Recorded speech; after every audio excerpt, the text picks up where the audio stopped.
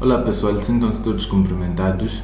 Hoje estarei aqui ensinando como preparar e introduzir dados de entrada para a elaboração de um projeto estrutural no software CPCAD e falo de dados esses como esses aqui, que temos aqui nessa janela, a classe do betão, as tensões admissíveis relativas ao solo, a classe do aço, a dimensão máxima das partículas, do agregado e etc.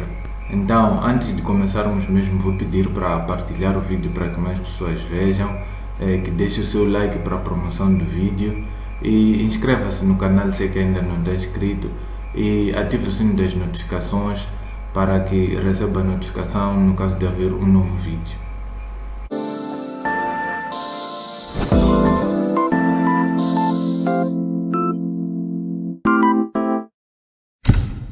Bom, para começar, dizer que nós estamos a ser guiados por este programa aqui, que já apresentei no último vídeo. O vídeo relativo à primeira aula das aulas dessa sequência.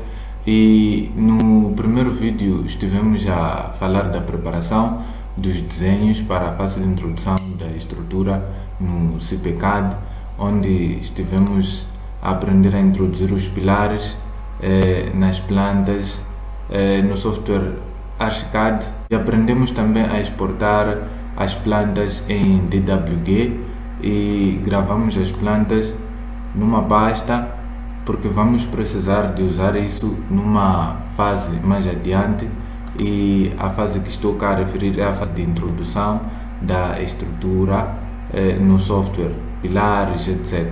Então, hoje mesmo estaremos aqui a abordar o ponto 2, que é o ponto da preparação e introdução de informações de entrada. Falo de número de pisos, diferença de cotas entre os pisos, cargas a considerar nos pisos, classes dos materiais, características do solo, etc, etc. Não vou entrar mais em detalhes porque estaremos vendo isso mais adiante. Então, para começarmos mesmo, nós vamos nos guiar numa primeira fase por esta tabela aqui. Nós vamos ter que preencher essa tabela aqui, onde vamos ter que preencher os níveis, aqui os nomes dos níveis, as alturas dos níveis, e vou esclarecendo cada componente aqui enquanto nós vamos preenchendo.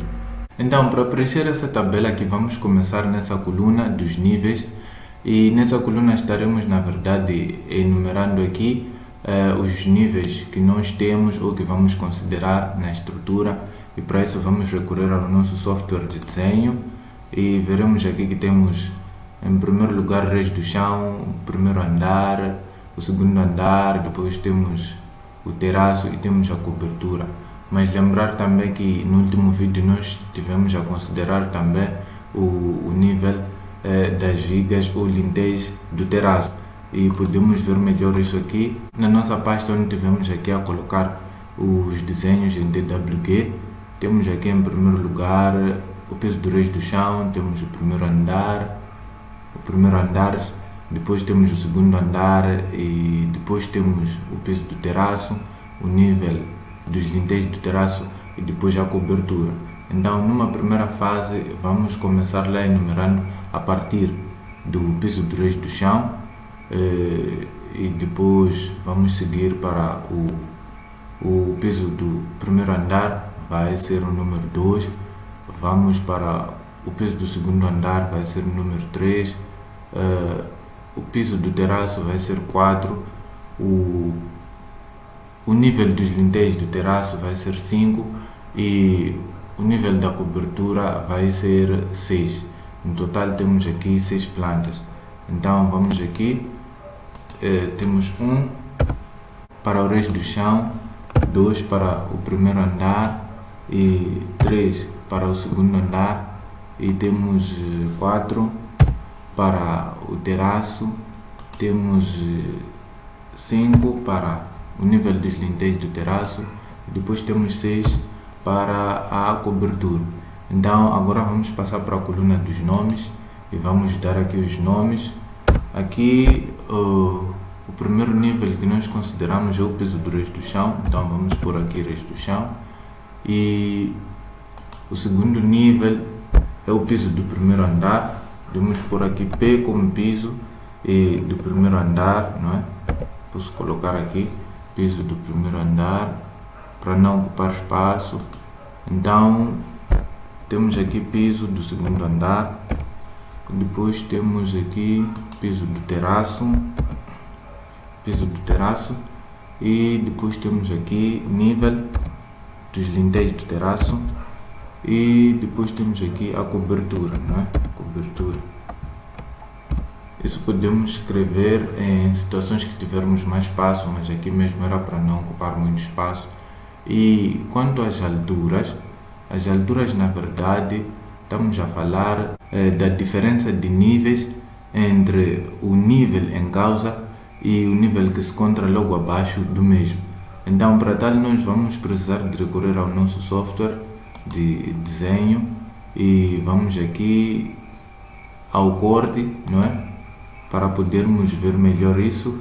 E aqui vamos começar nós com o piso do resto do chão. A altura do piso do resto do chão vai ser a partir do nível da fundação até ao nível do mesmo, né? do piso do resto do chão.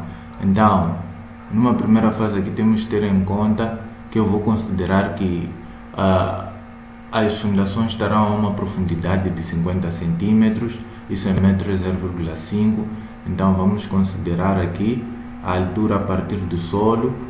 Temos aqui, podemos ver aqui que é o nível do piso do resto do chão. Então a partir do piso do resto do chão até ao solo temos aqui 50 cm e mais 50 cm até a fundação. O total teremos 1 metro. Então vamos aqui na nossa tabela, vamos preencher aqui 1 metro, 1.00, podemos colocar aqui. E agora vamos para a altura do piso do primeiro andar, que será na verdade a partir do piso do resto do chão até ao piso do primeiro andar, e podemos ver isso aqui. É só medir aqui a diferença de níveis de um nível para outro. Então vamos medir aqui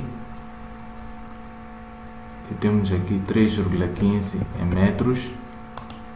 Então vamos colocar 3,15 e vamos para a altura do piso 2, o piso do segundo andar, que vai ser a diferença entre este piso e o primeiro aqui. Podemos ir aqui também no desenho e vamos ver isso. É só medir aqui, e o processo aqui das medições vai depender do software que cada um estiver a usar. Eu estou a usar aqui o Archicad, alguém poderia usar Revit ou não sei o que, qualquer coisa, e o processo de medição pode vir a ser diferente. Aqui tem também a altura do piso do segundo andar, é 3,15, então vou colocar aqui 3,15. Então vou agora à altura do piso do terraço, que vai ser a diferença entre o piso do terraço e o piso do segundo andar. E venho aqui, o piso do terraço é este.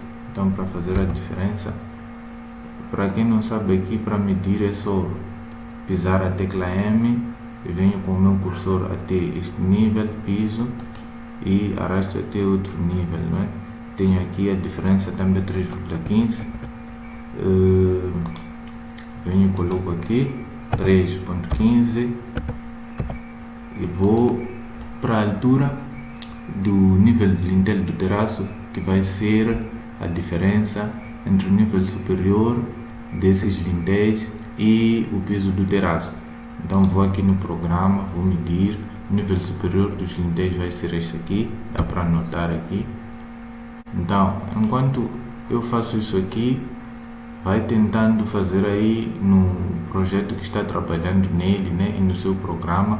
E no caso de dúvida pode deixar aí nos comentários para que eu possa esclarecer. Aqui a diferença é de 2,4, então vou colocar aqui 2,40, não é? E dizer que se estiver perdido ou não estiver a saber de onde é que isso tudo começou, vou deixar aí nas descrições do vídeo o primeiro vídeo relativo a essas aulas, para poder saber se orientar, não é? Poder saber onde é que nós começamos e para poder também estar alinhado com o que estaremos fazendo até o final dessas aulas.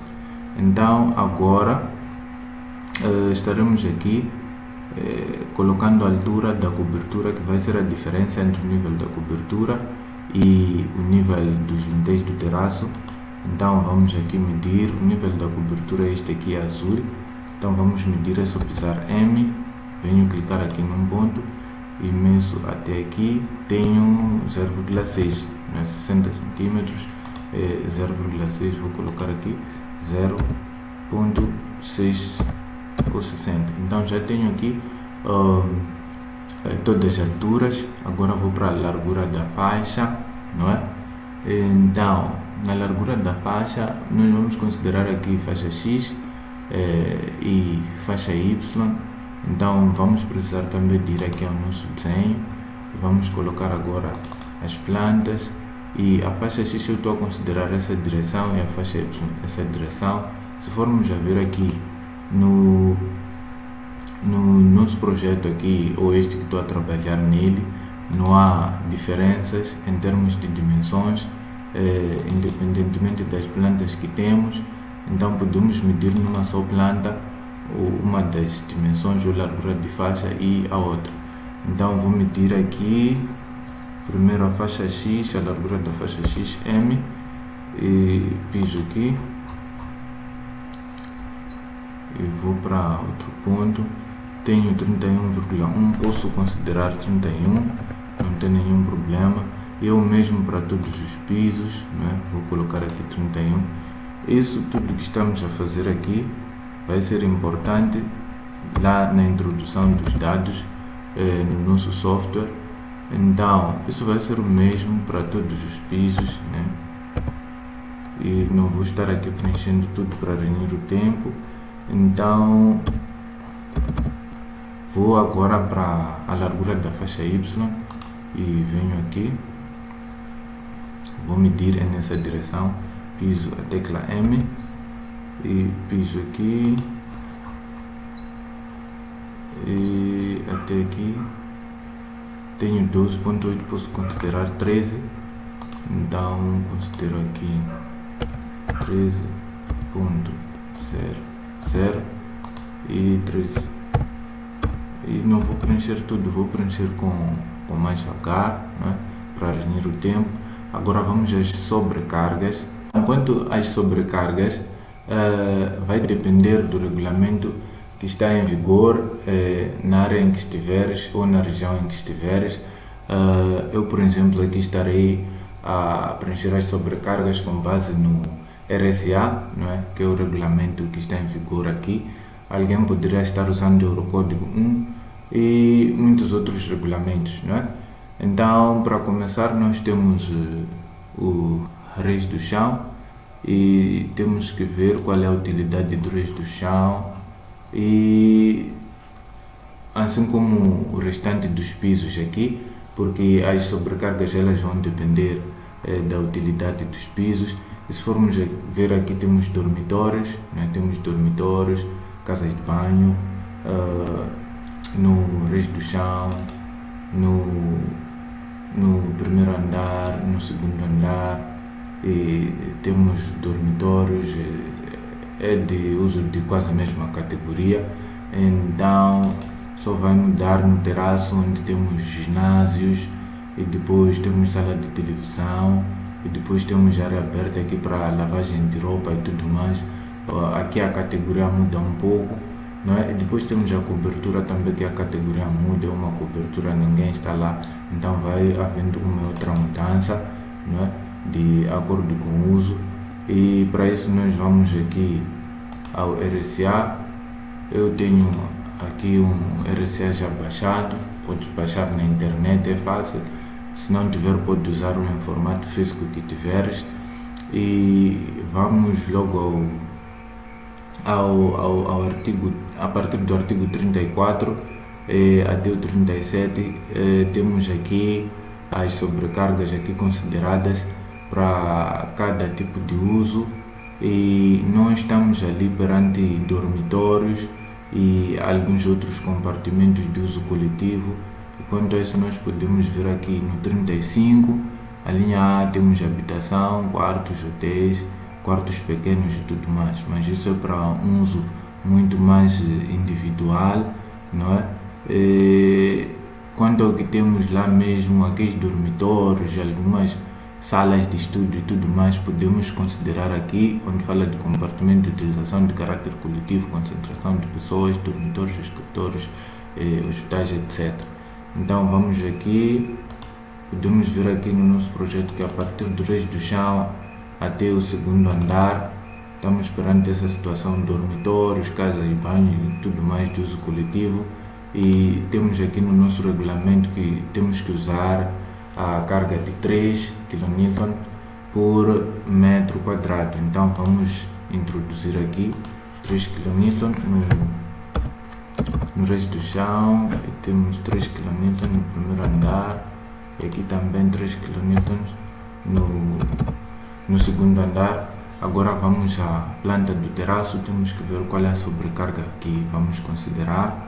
Então vamos dar uma olhada aqui na planta do terraço, e se formos a ver na planta do terraço, temos uma zona de uso coletivo que é a sala de televisão, que a sua categoria não foge muito dos outros andares que já estivemos aqui a preencher, mas temos também o ginásio, não é? Temos aqui o ginásio e vamos consultar aqui no nosso regulamento para ver como é que isso vai ser abordado. E se formos a ver aqui, temos ginásio e temos aqui, por exemplo, salões de festa, ginásio, etc. A linha D. E para essa categoria falam de 5 kN por metro quadrado. Então temos na mesma planta aqui compartimentos com diferentes cargas a considerar segundo o regulamento. Temos para uso coletivo 3 e para ginásio 5. Vamos ver uma maneira de resolver isso. O que vamos fazer aqui é considerar 3 para todo o piso, e quanto aos 2 remanescentes para o ginásio, vamos introduzir diretamente já no programa, não é? Então vou considerar aqui também na planta do terraço 3, e mais adiante vamos ver como se faz isso, esse acréscimo de 2 que vamos ter que considerar na área do ginásio, né? E quanto ao nível do lintel do terraço, vou apenas considerar 3, mas nem era necessário porque nem temos alguma laje, não temos algum pavimento no nível do terraço. E quanto à cobertura, vamos consultar no regulamento, e essa cobertura aqui podemos considerar um terraço não acessível, ou vamos ver melhor no regulamento, mas aqui na cobertura na verdade não haverá livre circulação de pessoas aqui, não haverá talvez acessibilidade para as pessoas virem aqui apanhar sol ou tudo mais, vai ser apenas para funções de cobertura só. Então vamos ver como é que o regulamento trata isso, e isso vamos encontrar aqui no 34.2, fala de coberturas ordinárias, terraços não acessíveis e terraços acessíveis. Para reunir o tempo mesmo, já sei que aquela cobertura trata-se de terraço não acessível. Então temos aqui mais acima algumas especificações acerca de cada tipo de cobertura, e a linha B, terraço não acessível, temos aqui que trata-se de cobertura que, embora formada por elementos de construção que constituem habitualmente pavimento, tem a sua acessibilidade condicionada a fins de reparação, que é o caso da nossa cobertura. Já falei que ninguém há de estar lá para apanhar sol, não foi preparada a cobertura para isso. E para terraço não acessível, como nós já identificamos aqui a nossa cobertura, para terraço não acessível considera-se uma sobrecarga de 1 kN por metro quadrado. Então vamos aqui na nossa tabela, vamos preencher 1 kN por metro quadrado, E já preenchemos aqui as sobrecargas. Já falamos das sobrecargas, agora vamos passar para as cargas referentes ao revestimento. Estamos a falar do revestimento dos pavimentos e as cargas relativas às paredes, não é?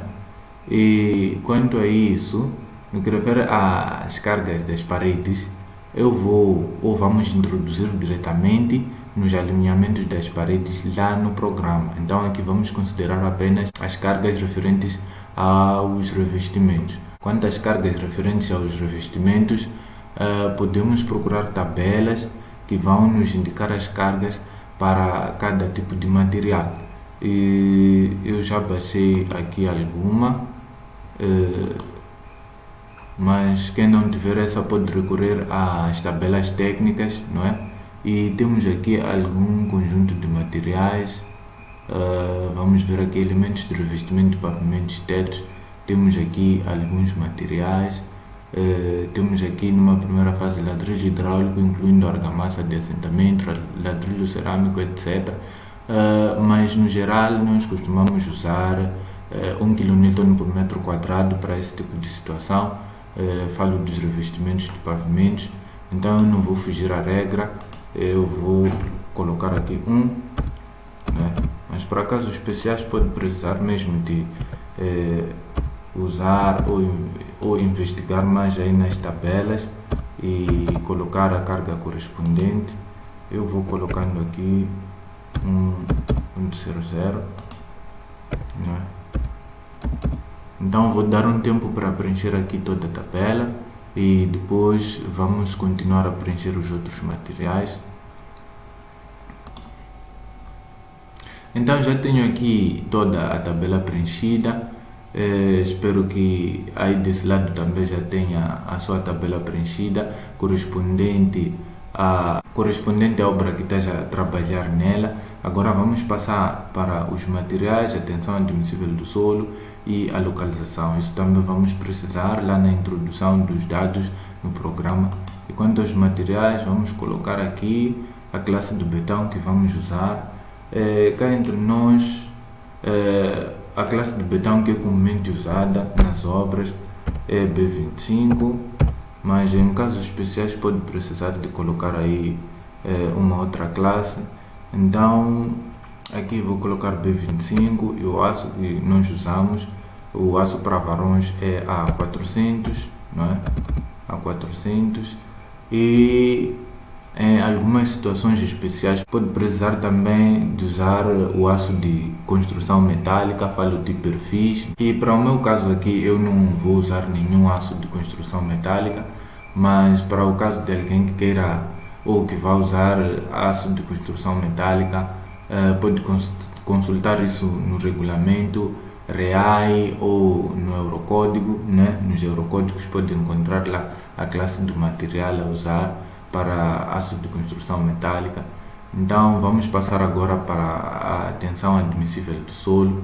Quanto à tensão admissível do solo, dependendo da envergadura da obra, pode ser necessário se fazer um estudo mais aprofundado, falo de estudo geotécnico, para se saber qual é a tensão admissível do solo. Mas uma das coisas também que se faz é, se tivermos nas proximidades de uma obra de grande envergadura, aproximar os responsáveis para procurar saber qual é o comportamento do solo naquele lugar ou as propriedades do solo naquele lugar.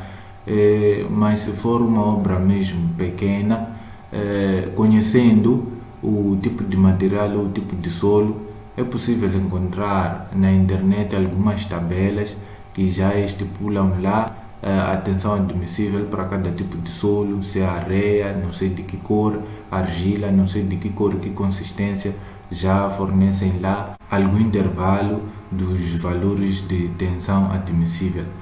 Para o meu caso, vai ser construído nas proximidades da Vila Olímpica, e se formos a ver ali nas proximidades da Vila Olímpica temos areia, e quando se trata de areia, as tensões admissíveis a considerar partem dos 200 kPa até os 300 kPa, e para o meu caso eu vou considerar a situação mais desfavorável e vou colocar aqui, não é? Eu vou considerar 300 kPa, 300 kPa.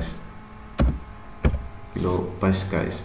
E quanto à localização, como eu já disse, estou a considerar que o edifício seja construído na Vila Olímpica ou nas proximidades da Vila Olímpica, então vou colocar aqui Zimpeto e Vila Olímpica. Então já tenho aqui minimamente os dados que vou precisar na criação do meu projeto estrutural e agora então vou abrir o programa para começar com o meu projeto estrutural no software e para tal vou minimizar aqui, não é? E vou aqui ao programa, clico 2 vezes e vai se abrir essa janela aqui e vou clicar aqui no CPCAD, não é, para estruturas de betão. Para a versão 2017 temos essa interface aqui. Nas outras versões a interface pode ser diferente, mas creio que pelas escritas aqui deste lado vai ser orientado, não é? Então vamos criar um novo projeto, então vou clicar aqui no novo, tenho aqui nome do arquivo, posso colocar aqui, não é? Aula, posso dar o nome de aula, CIP e depois a descrição aqui posso colocar estrutura. Então vou aceitar, aceito e ele diz aqui importação de modelos BIM, não sei, deseja importar FC, não é isso que eu desejo e tenho aqui essas opções para escolher aqui o modo de introdução e vou escolher mesmo obra vazia, aceito. E vai me aparecer essa janela aqui, é a primeira janela que temos a preencher e primeiro vamos acertar as normas. Aqui nas normas temos concreto, que é betão, REBAP, Portugal, não é? É o regulamento que eu aqui na minha região uso, é REBAP. Para o caso de quem acompanha aqui o vídeo pode ser um regulamento diferente, poderia ser por exemplo Eurocódigo 2, não é? Mas eu vou usar aqui o REBAP e tenho aqui aço dobrado e depois aço laminado. Quando se fala de aço dobrado, na verdade temos alguns perfis que são usados como madres de cobertura, não é? O perfil em C e outros perfis em Z, que na verdade pega-se numa chapa metálica e vai se dobrando para dar forma ao perfil, é o tal aço dobrado. E temos aqui o regulamento que vai se usar, é o Eurocódigo, não tenho escolha em relação a isso, não tenho aqui o REAI, o regulamento vigente aqui é o REAI, mas aqui só tem Eurocódigo, então vou clicar aqui Eurocódigo. Quanto ao aço laminado, já tenho aqui o REAI. Aço laminado na verdade são aqueles perfis que comumente vemos, o perfil I, perfil H, porque para a produção deles pega-se num material e coloca-se entre 2 cilindros que vão dar aquela forma, então vão passando ali ou vai passando o material e vai dando aquela forma ao perfil, é daí que se chama laminado. Então temos aqui REAI, o regulamento que vamos usar. Quanto à madeira, aqui vem norma brasileira, cá entre nós podemos usar o Eurocódigo, União Europeia, e quanto ao alumínio, Eurocódigo 9, mas muitas outras coisas aqui nem fazem parte do projeto, então podemos deixar assim e vamos aceitar. Já acertamos aqui os regulamentos. E quanto aos pisos, o material que vamos usar, já colocamos aqui. No nosso resumo é B25 que vamos usar para o betão e A400 para o aço.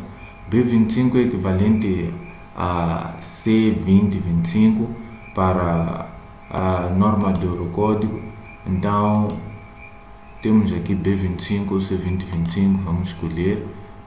Fundações também podemos usar o B25 para não complicarmos as pessoas no nosso projeto. Temos que ter em conta que o projeto que estamos a fazer depois vai ter lá com o técnico o que mais para ajudar na execução e temos que ser o mais claros possíveis. Então, se formos aqui a complicar as informações, vai ser difícil lá se trabalhar. Então tenho aqui nos pilares, posso colocar também B25, cortinas, falamos de muros de betão, por exemplo, nas caves, etc. E aqui podemos considerar também o P25. E nas fundações temos que colocar aqui, para combinações fundamentais, aqui vamos colocar a tensão admissível. Eu já tinha falado aqui de 200 kilopascais. Para termos isso em megapascais, vamos dividir por 1000 e vai dar 0,2. Então é daí que aqui já temos até predefinido 0.200 megapascais. E temos aqui combinações sísmicas, acidentais, etc. Cá na nossa região não há muita ocorrência de sismos, então não vou estar aqui a considerar isso. Então aceitar. E características do agregado, aqui é para colocarmos a dimensão máxima das partículas do agregado. Cá entre nós, o agregado que nós consideramos aqui ou usamos muito é 3/4 de polegada. E 3/4 de polegada, se formos a calcular em milímetros, isso vai dar 19,1. Então posso considerar aqui 20 milímetros e aceitar. Barras, na verdade são varões, e já temos aqui a 400 já definido. E parafusos, não vamos usar ali no projeto algum parafuso, pelo menos para o que eu estou a usar aqui. Não sei desse lado, mas temos aqui algumas classes de aço que pode-se considerar. E temos aqui ações com ação do vento, com ação sísmica, verificação ao fogo. Nós vamos considerar o vento, então vou clicar aqui. Então, quanto ao vento, abre-se essa janela aqui. E se formos a ver aqui, tem algumas regiões, não é? A minha não aparece, não é? Eu estou em Moçambique e não tenho aqui Moçambique contemplado nesse grupo, mas aqui nós usamos o regulamento RSA, mesmo quando se trata de vento, e o regulamento RSA é de Portugal. Posso clicar aqui. E tenho aqui Eurocódigo 1 e tenho RSA, então posso pisar aqui o RSA ou clicar, não é? É assim como se diz. E tenho aqui alguns elementos que eu tenho aqui. Tenho ação de vento segundo X. Então, quanto à ação de vento segundo uma certa direção, essas na verdade são direções. Estes fatores aqui vão depender de onde vai estar inserida a nossa obra. Se a nossa obra estiver inserida em meio a alguns obstáculos para o vento, talvez construções circunvizinhas, essas coisas, esses fatores podem vir a mudar. Mas aqui podemos deixar assim, porque o fator 1 considera que a obra não tem nenhum obstáculo para o vento em seu redor, então podemos deixar assim. E quanto à largura de faixas, podemos ver no resumo que já fizemos. E se formos aqui a ver, temos para X 31 metros para todos os pisos e para Y 13 metros. Voltando aqui, podemos colocar aqui em Y 13 e em X 31.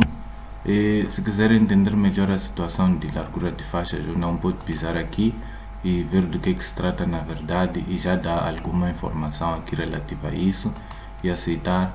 Quanto às zonas, temos aqui zona eólica, ele já dá aqui alguma descrição. Zona A diz que todas as zonas exceto a pertencente a B, e as zonas B, na verdade, temos aqui os arquipélagos de Açores, Madeira e zonas continentais situadas em menos de 5 km da faixa costeira. Então aqui na verdade, quanto à zona eólica, está-se a falar da exposição da zona onde vai se encontrar a construção, a exposição da zona em relação ao vento. Isso vai depender se, por exemplo, tivermos lá muita vegetação, ou se aquela zona tiver barreiras para o vento, se calhar está no vale de algumas montanhas, essas coisas todas. Então vai vir a depender aqui.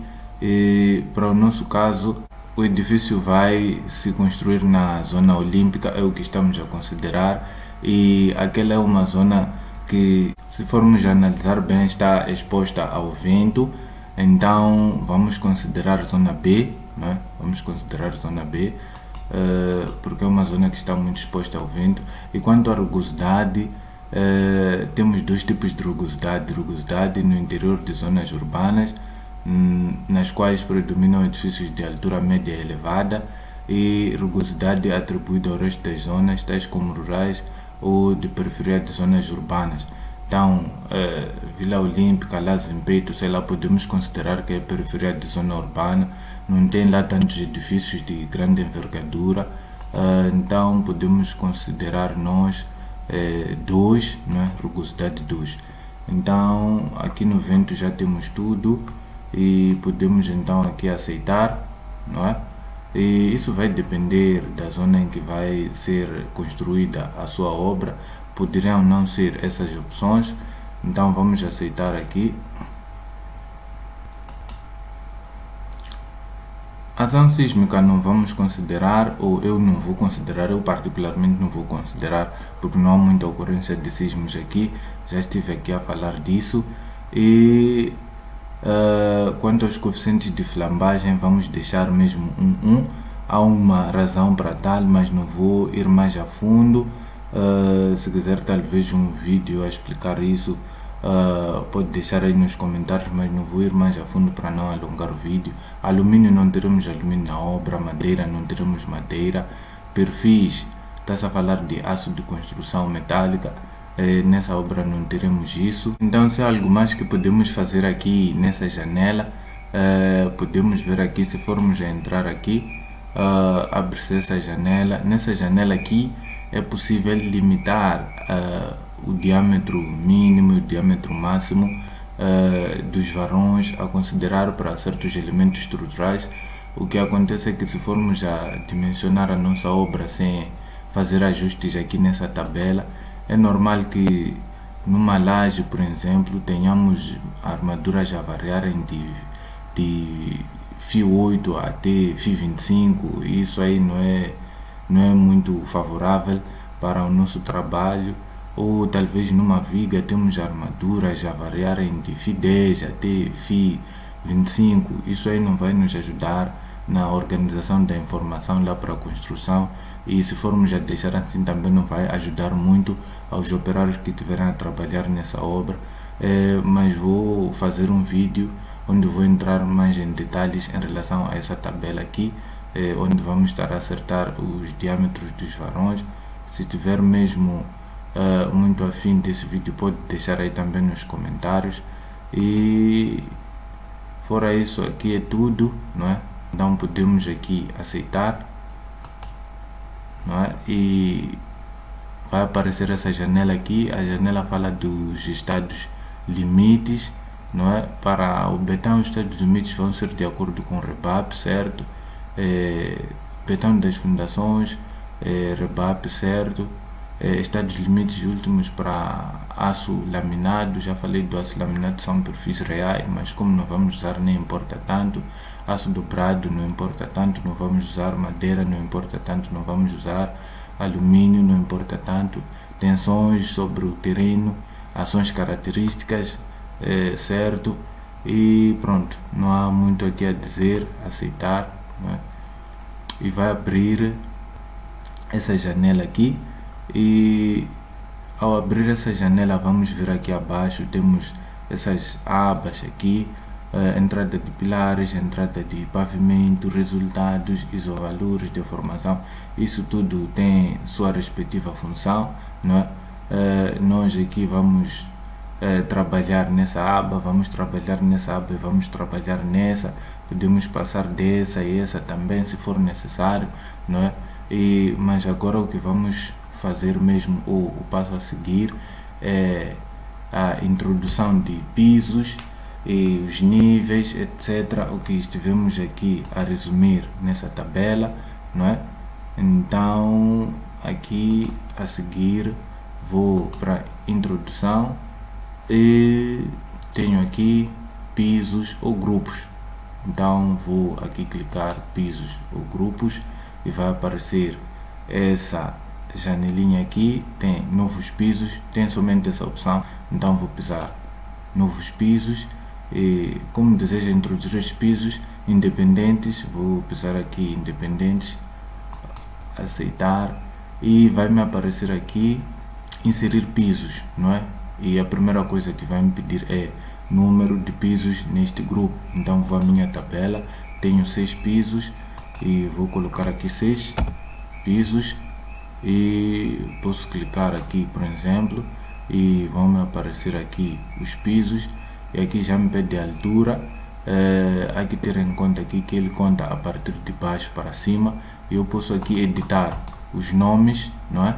Se eu quiser. Então, quanto aos nomes, vou editar com mais devagar para não alongar o vídeo. E quanto às alturas, apenas vamos aqui, vamos consultar as alturas e vamos colocar aqui, não é? Depois, quanto às sobrecargas e as cargas das paredes também, vamos aqui colocar. Então, por exemplo, o resto do chão tem de altura 1, não é? E tem sobrecarga 3 e revestimento 1. Então venho aqui, o piso 1 tem de altura 1 metro, não é? E tem aqui de sobrecarga 3 e tem de revestimento 1, não é? E depois vamos para o piso 2. No piso 2, que é o piso do primeiro andar, temos a altura 3.15, depois aqui 3 e aqui 1. Então o processo é esse. Não vou mostrar aqui todo o processo para não estender muito o vídeo. Então vou dar um tempo aqui para preencher e vamos continuar. Então já tenho aqui as alturas dos pisos, não é? E tenho aqui as sobrecargas. Então podemos contemplar aqui a importância de ter isso já resumido, não é? Agora podemos preencher os nomes lá. Aqui posso preencher os nomes e é só clicar aqui 2 vezes. Aqui, por exemplo, posso colocar reis do chão, e depois aqui posso colocar piso do primeiro andar. E isso aqui, os nomes dos pisos aqui vão se refletir nos desenhos que nós tivermos. Então aqui não vamos abreviar, vamos escrever mesmo de tal forma que tenha sentido, não é? Porque isso vai se refletir nos desenhos que nós tivermos. Então o processo é esse, e não vou mostrar tudo aqui, vou escrever, depois vamos dar continuidade com o processo, não é? Então já preenchi aqui os nomes dos pisos, né? Aqui tenho piso do resto do chão, piso do primeiro andar, piso do segundo andar, piso terraço, piso do lintel, cobertura, e tenho aqui as alturas, não é? E tenho aqui a categoria, e aqui já diz ele qual é essa categoria: privada, habitação, hotéis, tá certo? Então tenho aqui as sobrecargas, já coloquei com base nesse resumo que eu fiz. Então eis a importância de fazer este resumo para não haver complexidade na introdução disto. Então já preenchemos tudo aqui, vamos aceitar, e depois de aceitar temos aqui uma outra opção, né? O que estávamos a fazer era a introdução de pisos. Então podemos editar os pisos, não é? Se quisermos ou sempre que quisermos, só pisar aqui, temos aqui os pisos. Então aqui o que vamos fazer, vamos introduzir agora a cota do nível da fundação, não é? Eu já tinha dito que o nível da fundação estará 50 centímetros abaixo do solo. Então é só colocar aqui, eu vou colocar menos 0.5, porque é o que corresponde a 50 centímetros abaixo do solo, né? E posso clicar aqui num sítio e ele automaticamente faz um ajuste, não é? Como podemos ver aqui, faz um ajuste e prontos. Então automaticamente aqui já se ajustou, mas há que lembrar aqui alguma coisa. Essa profundidade aqui da fundação, estamos a assumir aqui, porque na minha região não há assim uma ocorrência significativa de sismos. Em algumas zonas colocar o edifício com essa profundidade de fundação é arriscado, né? Em casos de abalos sísmicos isso pode levantar ou qualquer coisa aí pode acontecer. Então é daí que a necessidade de as fundações estarem mais a fundo, e alguns aproveitam, fazem aí uma cave, mas a ideia mesmo é a fundação estar mais a fundo, não é? De tal maneira que a estabilidade esteja garantida. Então já temos aqui, ou já editamos aqui os pisos, já colocamos os níveis, já colocamos lá naquela janela as cargas e já colocamos aqui o nível da fundação. É só aceitar. Então estivemos aqui a editar os pisos agora, vamos ver o grupo, não é, só para confirmar, e já temos aqui tudo conforme, não é? Temos aqui os nomes, temos aqui o uso, as cargas que nós tivemos a introduzir, e aqui temos os processos construtivos. Isso são coisas já de uma análise mais avançada, não é? Mas podemos ver aqui um cheirinho. Temos aqui instante de retirada do escoramento, pode-se definir aqui, e quanto às cargas permanentes, o instante de aplicação, as percentagens, no caso de haver necessidade de irmos mais a detalhes mesmo, isso seria para obras de grande envergadura, não é? Então eu vou aceitar e pronto, já temos tudo feito aqui quanto a edição de grupos, a edição de pisos, e eu vou aceitar, não é? E me aparece essa janela de novo, então eu vou sair porque já terminei a edição de pisos e a edição de grupos, e saio, não é? Agora o que nos resta é a introdução daquelas plantas que tivemos a organizar na primeira aula, para depois introduzirmos os elementos estruturais. E eu vou ficando por aqui, espero ter ajudado muito. Acompanhe muito bem as explanações aí. No caso de não entender, pode deixar aí nos comentários ou rever melhor o vídeo. E não se esqueça de partilhar o vídeo para que mais pessoas vejam. Não esqueça de deixar o seu like, subscrever-se no canal para ajudar na promoção do canal, e ativar o sino das notificações para que receba notificações em caso de haver um novo vídeo. E até ao próximo vídeo.